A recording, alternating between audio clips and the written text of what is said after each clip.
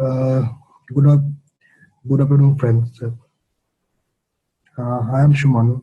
I'm working in Oracle, and I am making this video to share my experience to you, how you can enhance your experience in software, field of software, from starting from the scratch. So, in the case of software industry, we all start by the code, right? So, I will show you today the basic of starting a code repository from the scratch and how to connect a code repo to your local project in your workspace and commit the code, generating SSH2 key as a private key, and then connecting with the BitBucket to save your code. So here, first of all,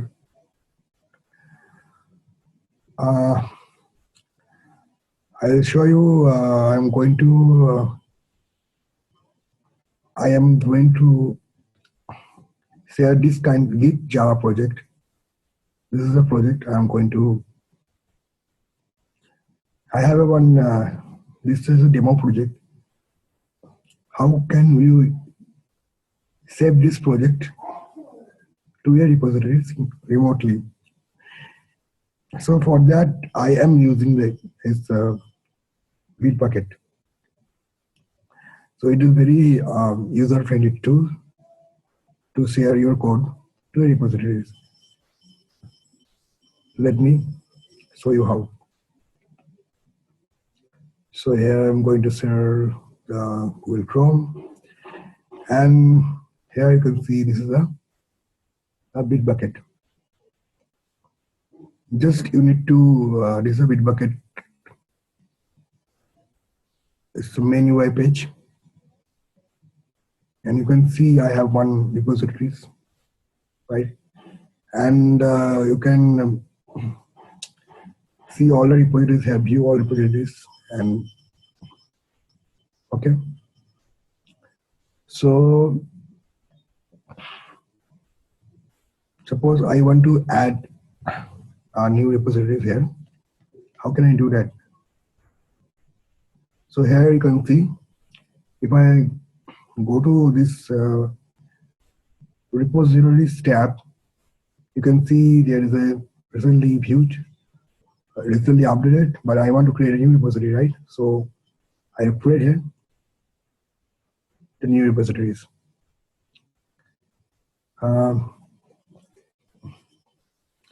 I'll give a name here, my testing repo is my name, and access level is the private. So I want to mention something here, that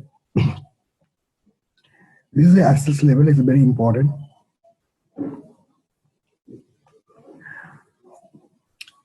If you are using a repository which is not a private, so that is it's public repositories, and anyone can find your code, your sensitive code if you have some, and anyone can check out and can use your code. So better to make it a private. And type is obviously I am familiar with Git, so I will use Git here and go to advanced settings. Allowing forking is allowing private forks. Project is issue tagging. Language is you can any language you do not have to do. So this is a chest repository repo. That's it. And I have ready to set it. Great. Do like this. It will create this repository here, right? So now, thing is that when I'm connecting this repository with any client, suppose in this case, going to use Tortoise. Tortoise is a very good client to connect the repositories and commit your code. Will fetch the code, all of this stuff you can do here in using Tortoise. So for that, to connect this repository once and as is a private one, it will ask for the authentication mechanism. And I am going to use the SSH here, SSH.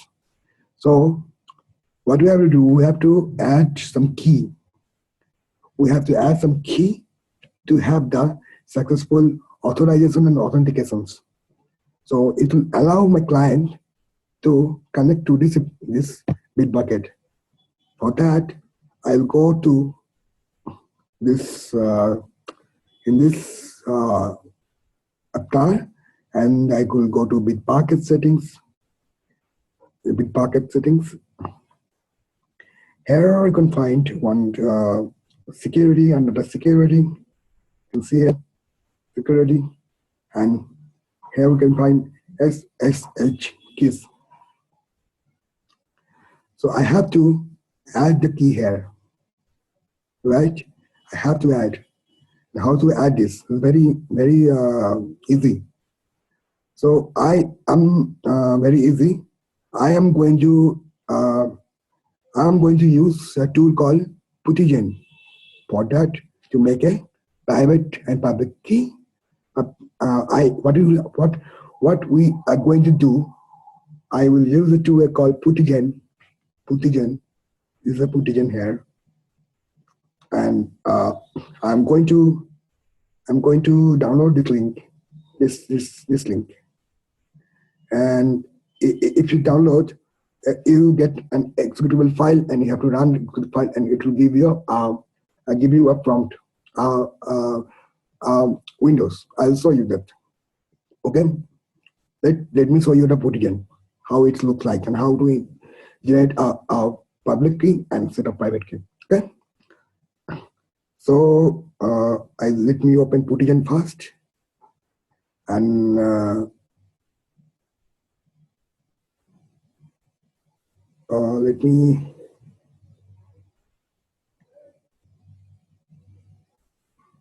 let me share you something like. So this is the puttyGen key generator. I am sharing the screen to you, right? This is a puttyGen, right? So what I'm going to do, this is the key action, generate a public and private key pair. Generate a public and private key pair. This is the thing I'm going to do under the action tab. I'm going to click search and use your mouse, move your mouse in this blank area to as much randomness you can get, can give into the key. So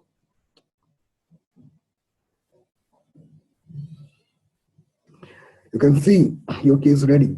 So this is a public key, and you have to set the private key in your directory, in your local machine directory. You have to set a private key, and you have to use this private key for talking to this server, and server will have your public key. So this is the private key. This is the public key, right? So what I have to do? I have to copy this public key here, and copying this public key, and I have to paste this key information, this this particular public key information to the BitBucket server, right? So how can I do that? Let me share, and let me copy this first. I'm copying this, right? And then I'm going to go to again to the BitBucket here, and have to add this key. Suppose this is the test, is the level, and I can press the public key here. Right? After pressing the public key, I have to press this button called add key, right? It will add my public key in a server. See, you can see this. This test key is added here. Just now, you add it, right? Is added here. Now, what I have to do, I have to again go back to the puttyGen, I have to again go back to the puttyGen. I went here, and what I have to do here, I have to save the private key to my local directory. Save private key. Yes, it's better to you have some passphrase. So in one directory, there's a private key. I can so actually make it a password protected, but I'm not here doing. You please do a passphrase protection. Give a key passphrase and confirm passphrase. So if anyone and got this key, tries to access your key from the local system, he has to enter passphrase to access it, right? Makes sense? So at this moment, I'm for just educational purpose, I'm showing you with the passphrase. So I'm saving this private key into local. It's local, I'm saving.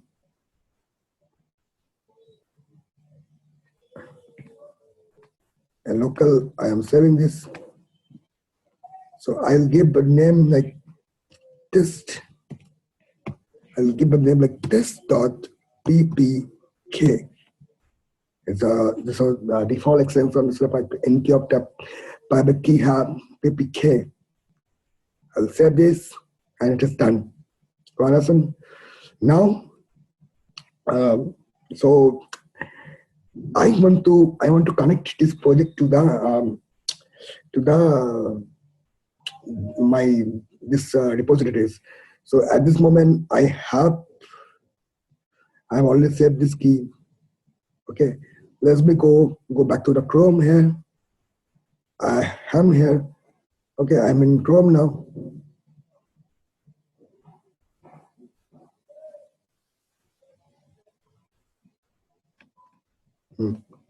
So I'm in Chrome now. So what I'm going to do here, that I will go to this my repositories. It is here. Suppose my testing repo here. I'm going to this repositories, right? And this is the SSH URL. I am going to copy this URL. This is my URL here, right? And this URL is needed, right? So next, how I am going to use a client to connect, right? So in that case, I'm going to use Tortoise. Tortoise is very good. So you can download Tortoise, download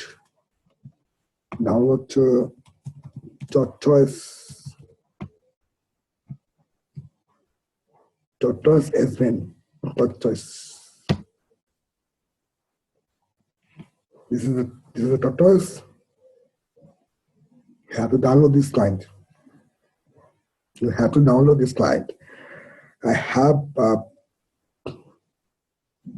already downloaded this. Current version is 1.9. So it is for 62. You depending on your computer, you have to download 32-bit or 64-bit. I have my 64-bit Windows. I will download 64-bit Tortoise. It will download Tortoise placement for you. Okay, click this and it will download. So I have already installed this. So it will download. It will get started. Starting 4 seconds of time. Get start, and I have all this installed. So I don't have to install. You install by your side, and how this time after installing, how it will going to look like. I'll show you. It will look like Tortoise.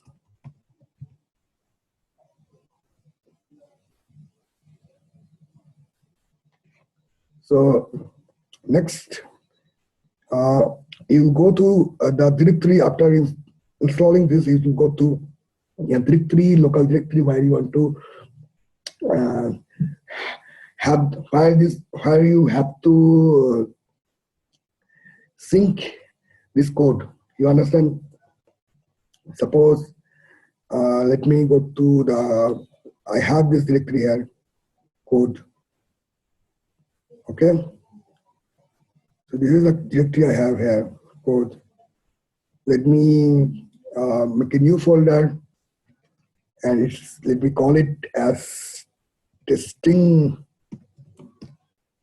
testing git, and open this folder.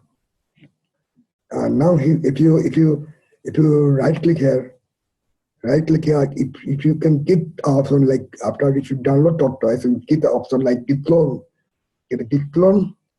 Click the git clone here, and after that you will get, and this is the URL that I copied from that. BitBucket SSH URL, right? And here I have to use my private key to make a communications. So go to this folder, and I will use this test.ppk. Okay, then okay. So what I'm doing that, you can see this. This is the clone repositories. I am using the same URL which I have copied from the BitBucket, right? Yeah, I show you that. Let me show you once more. Go to the Google Chrome. Go to Google Chrome. Go to BitBucket here, and you see this URL here. You see this URL here. Here, copy this. And go to git clone tortoise. Copy the paste the URL here. See your directory where you are going to store this code, all the stuff, and you have to load this test private key, right? I have already said previously, and then you have to click OK. You have to click OK.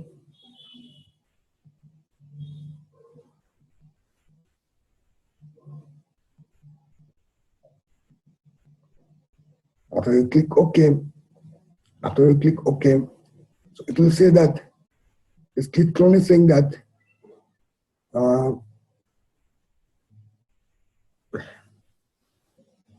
after you click OK, the git clone is saying that you have to clone an empty. You have to clean an empty repository. Checking connectivity done is a success. And I can close this. Okay.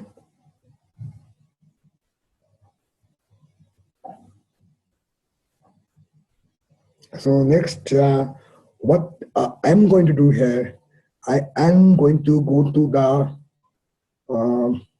this is my Eclipse.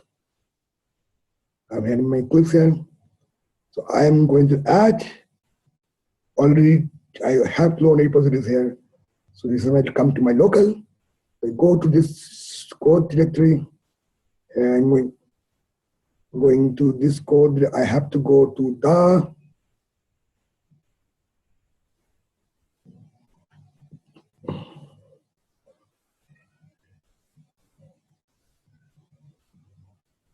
the code directory, and then go to that my testing git repo. So you can see here the testing git repo is coming here, right?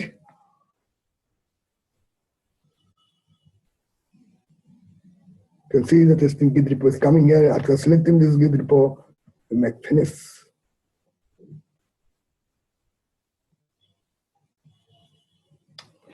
Next steps, you have to go to the project folder. Suppose you have to connect this project to the local repo. What you have to do, you have to right click here, and then you have to go to team, and you have to share this project. Share this project to the Git, and then we'll give you the option which repository you want to share. I want to share to the my testing repo, and then have to make finish. It is going to share. And next moment, what I have to do, I have to go to my testing repo here. I have make right click here. I have to make commit option. After I make commit option, I have some commit message. This is test commit. I will select all the files. I will commit here. And you can see this is now take the branch name locally as a default master. So my Git, the default branch is master, is the main branch. It will automatically select master branch. Now this code is in my local repo here, and I have to push back this code to the remote repo, right? For that, I have to again go back to the can say testing Git repo here, right? I got this folder, my testing repo. I have to right click here, and I have to do push.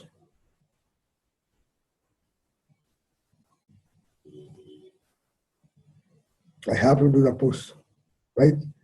If you do the push, you get a window like this, like push tortoise git, push all branches, as local is master, remote to origin, and you can give OK here. When you give OK, you will get a message like this. Is pushing happening, is writing the objects, compressing objects, counting the objects, and then delta compression is done. Compression is done, writing object is done. Total 12 of this written to get BitBucket org summon thread. That is the repo. And this is going to master branch, a new branch. Then I can close this. Okay. Let me go back to my testing repo here, to the browser, and to this is my repositories. You can see here.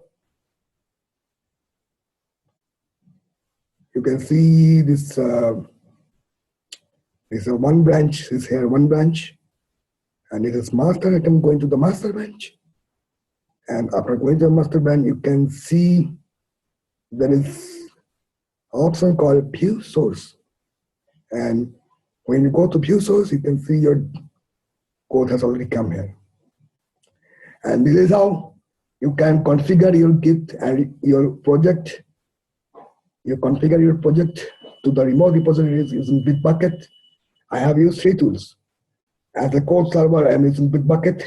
As a client, I use Tortoise. I use Eclipse for code. I use puttyGen. puttyGen, I show you that puttyGen for creating public and private key. And I use this public and private key to do authentication and authorization communications, right? This is all from myself for today. Hope you enjoyed the video. Please don't forget to like and share it. Thank you.